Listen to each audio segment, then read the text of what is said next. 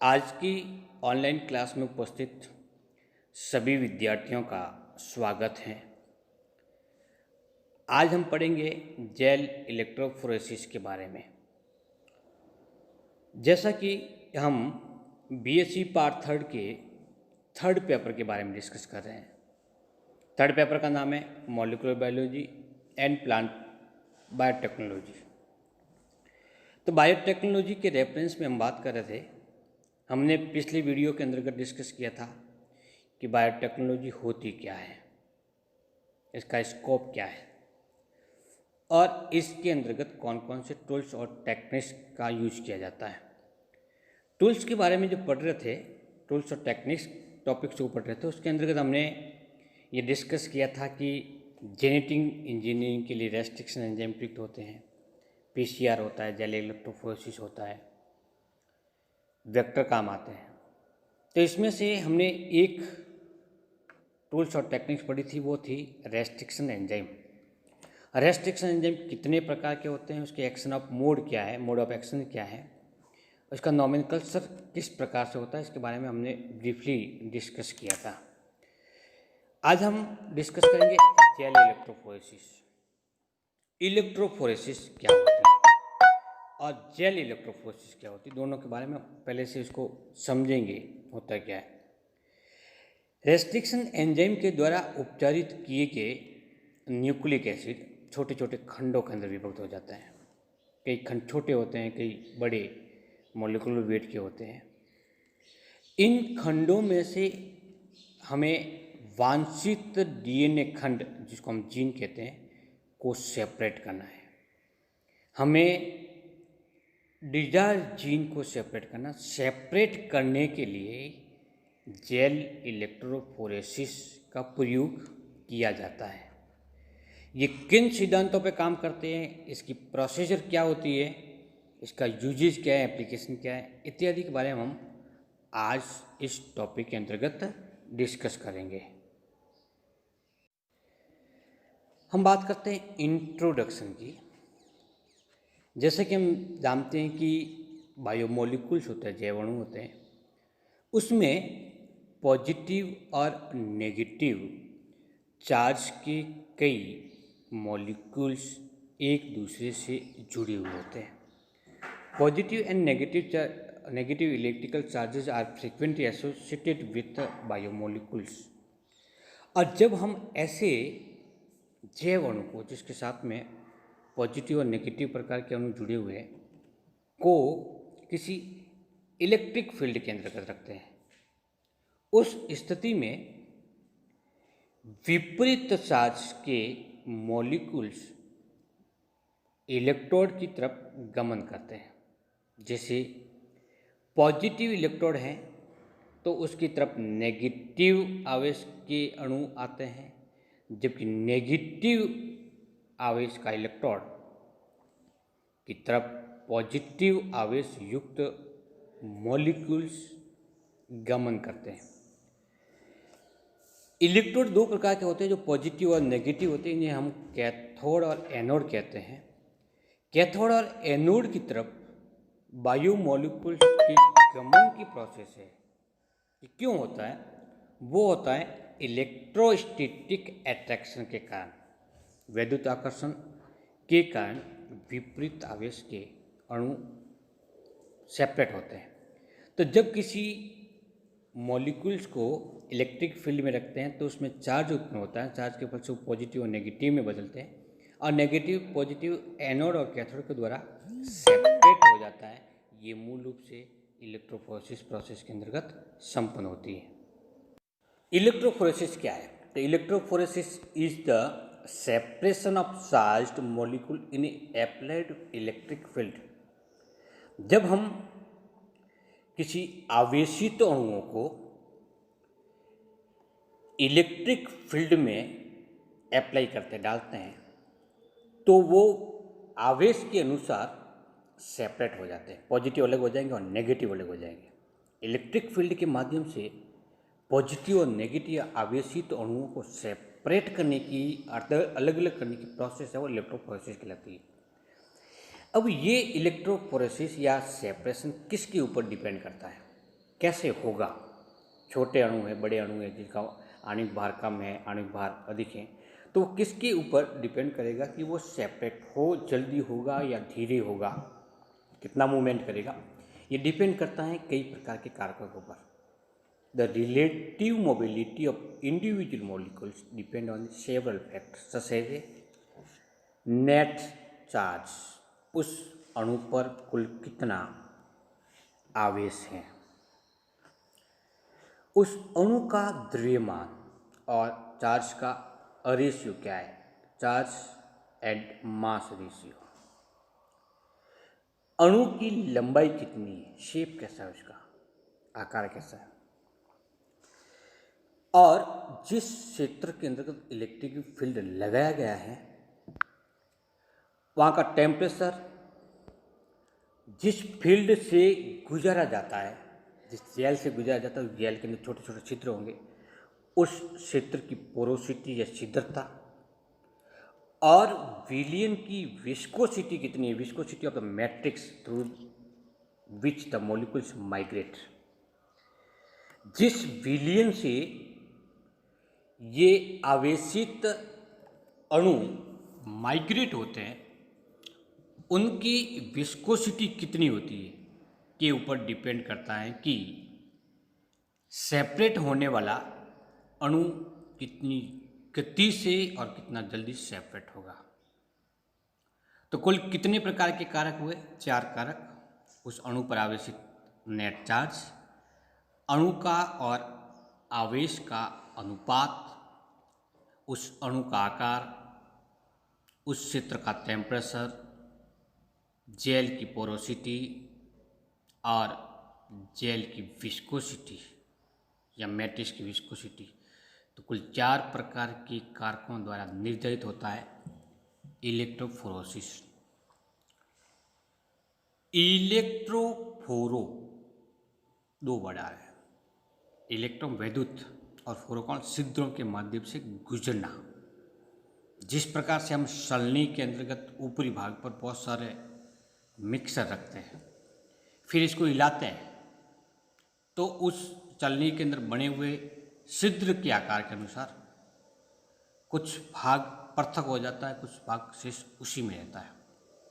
तो उसको सेपरेट करने के लिए हमने एक मैकेनिकल सपोर्ट किया, हमने हिलाया उसको, यांत्रिक बल दिया उसको। ठीक उसी प्रकार से इलेक्ट्रोफोरेसिस में सेपरेशन को प्रेरित करता है, वो आता है इलेक्ट्रिक फील्ड। सलनी जैसी स्ट्रक्चर बनी होती है, वो मैट्रिक्स या जेल होता है। जेल के अंदर निश्चित पोर का आकार पड़ता है, उस आकार के अनुसार ही कुछ उसमें से पार हो पाएंगे और कुछ उसमें से पार नहीं हो पाएंगे। इसके अनुसार, उस आकार के अनुसार सभी अणु, आवेशित अणु अपने आकार के अनुसार अलग अलग हो जाता है। इस प्रोसेस को इलेक्ट्रोफोरेसिस कहते हैं। हमारे सिलेबस के अनुसार, हमारे सिलेबस में है जेल इलेक्ट्रोफोरेसिस। जेल इलेक्ट्रोफोरेसिस क्या होती है? Gel electrophoresis is a method for separation and analysis of macromolecules like DNA, RNA and protein और their fragment based on their size and charge. विभिन्न प्रकार के व्रत अणु जैसे DNA, RNA और प्रोटीन, या उनके खंड, जैसे हम जीन की बात करें, उन सभी खंडों को उसके आकार और उस पर आवेशित आवेश के आधार पर सेपरेट करने की प्रोसेस है, वो जेल इलेक्ट्रोफोरेसिस कहलाती है। अब इस इलेक्ट्रोफोरेसिस में जो यूज किया जाता है जेल, वो जेल होता है एंटी कनेक्टिव, जैसे प्रोटीन, RNA और DNA। इसके साथ में उसका कोई कनेक्शन नहीं होता, कोई अट्रैक्शन नहीं होता, जिसके फलस्वरूप उसका बंध भी नहीं बन पाते। और sieving medium during electrophoresis, gel को जब हम पानी में डाल करके, जल में डाल कर उबालते हैं, उबालने के बाद ठंडा होता है तो वो जेल जम जाता है। और जब जेल जम जाता है तो वो छोटे छोटे पोर युक्त होता है, सलनी के समान होता है। जैसे मधुमक्खी का सत्ता कैसे दिखता है, उसमें छोटे छोटे छेद होते हैं, उन छेदों का सभी आकार निश्चित होता है। ठीक इसी प्रकार का इस जेल के अंदर भी एक निश्चित प्रकार का छिद्र पाया जाता है, जिसको पोरोसिटी कहते हैं। तो ये जो जेल इस इलेक्ट्रोफोरेसिस से प्रयुक्त किया जाता है वो छिद्र में होता है, और किसी भी प्रकार के मॉलिक्यूल जो इसके लिए यूज किया जा रहा है उसके साथ में कोई कनेक्शन नहीं होता।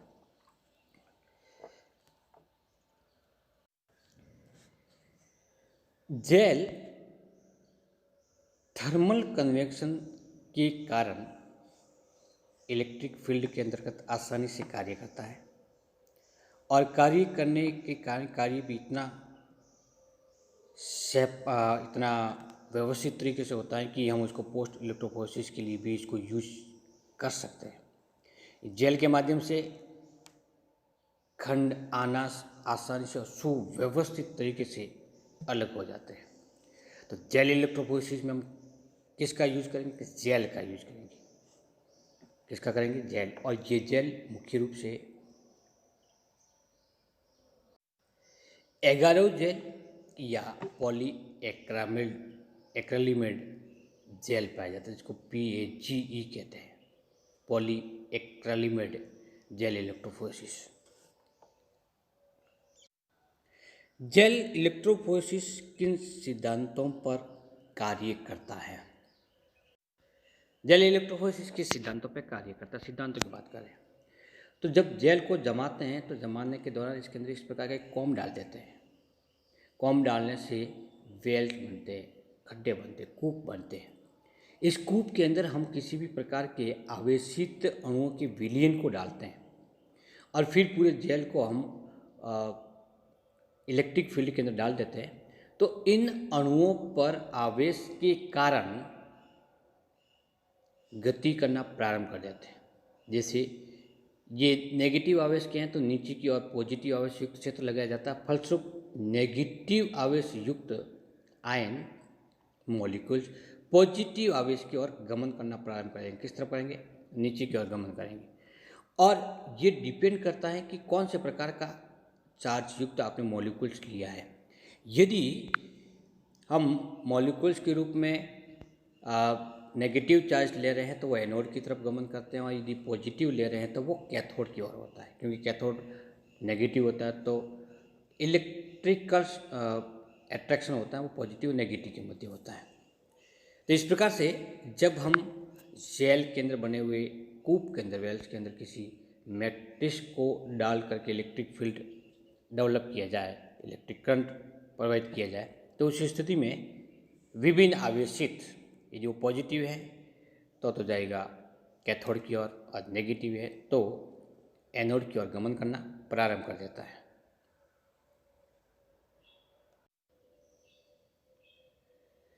जैसे हमने इलेक्ट्रिक फील्ड इसके ऊपर लगाया हुआ है तो इस स्थिति में क्या होगा कि ऊपरी क्षेत्र पे इस कूप के अंदर स्थित चार्ज मॉलिक्यूल एनोड की ओर या कैथोड की ओर गमन करना प्रारंभ कर देते हैं। यदि पॉजिटिव मॉलिक्यूल्स है उस स्थिति में कैथोड नीचे की ओर लगाए जाएंगे, और यदि नेगेटिव है उस स्थिति में एनोड नीचे की ओर लगाएंगे। इसके फलस्वरूप गुरुत्वाकर्षण की तरफ गति करते हुए सेपरेट हो जाते हैं। अब होता क्या है कि नेगेटिव चार्ज का कोई मॉलिक्यूल्स है वो अलग अलग खंड है, उसका आकार अलग है, कोई छोटा है कोई बड़ा है। तो उसमें से इस जेल में से जब गुजरेंगे तो जेल के अंतर्गत निश्चित आकार के पोर्स पाए जाते हैं, छिद्र पाए जाते हैं। और जैसे ही ये पोर्स के अंदर से गुजरेंगे तो होगा क्या, छोटे मॉलिक्यूल्स होती है वो तीव्र गति से मूवमेंट करते हुए नीचे की ओर जाएंगे। तो सबसे नीचे वाला भाग होगा वो छोटे अणु का होगा, जबकि सबसे बड़ा होगा वो ऊपर की ओर होगा। इस प्रकार से आवेशित अणु अपने आकार के अनुसार अलग अलग हो जाते हैं। इसी को हम सेपरेशन प्रोसेस के द्वारा करते हैं। यदि अणु का आकार छोटा है तो वो तीव्र गति से मूवमेंट करेगा और मूवमेंट करते हुए निचली सतह तक पहुंचेगा। और यदि उस मॉलिक्यूल का आकार बड़ा है उस स्थिति में उसमें गति धीरे धीरे होगी और वो ऊपरी लेयर का निर्माण करता है। इस प्रकार से सभी खंड अपने आकार के अनुसार